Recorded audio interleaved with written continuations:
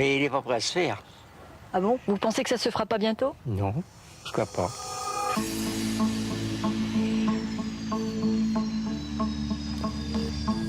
Le début des travaux interviendrait alors en l'an 2000. Projet, ce n'est toujours qu'un projet. Si tout va bien, début du chantier à Notre-Dame-des-Landes dans 8 ans. Ce n'est que vers 2010 que les usagers pourront s'envoler de 2026, Notre-Dame-des-Landes. c'est 30 ans ou 40 ans maintenant qu'on attend.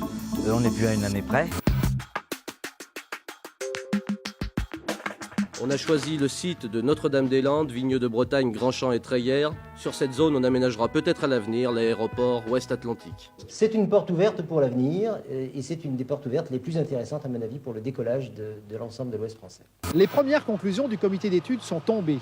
Elles laissent apparaître qu'on pourrait évoluer à terme vers une saturation de trafic sur l'aéroport de Nantes-Atlantique, d'où la nécessité de prévoir, avec une décennie d'avance, la réalisation d'un nouvel aéroport si une décision définitive était prise en 1997. Le début des travaux interviendrait alors en l'an 2000.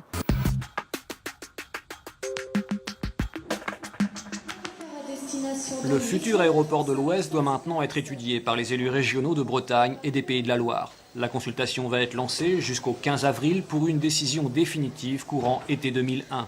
Ce n'est que vers 2010 que les usagers pourront s'envoler de Notre-Dame-des-Landes à destination de l'Asie ou des États-Unis.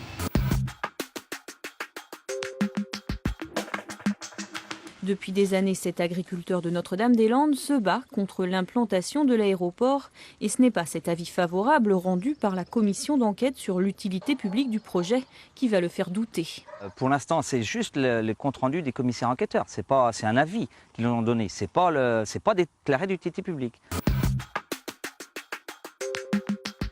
C'est sous escorte policière que les membres de la commission d'enquête publique parviennent finalement à entrer dans la mairie. Les 5 enquêtes programmées du 21 juin au 23 juillet sont donc lancées. Il nous faut faire ça sérieusement. Donc pour nous, 4 semaines et demie, c'est bâclé, c'est se fiche un peu quand même des citoyens et de leur expertise. C'est une parodie de démocratie. Un projet surdimensionné confirme le rapport. Si les experts valident l'utilité économique du projet, ils proposent de ne garder qu'une seule piste et de réduire d'un tiers l'emprise initiale.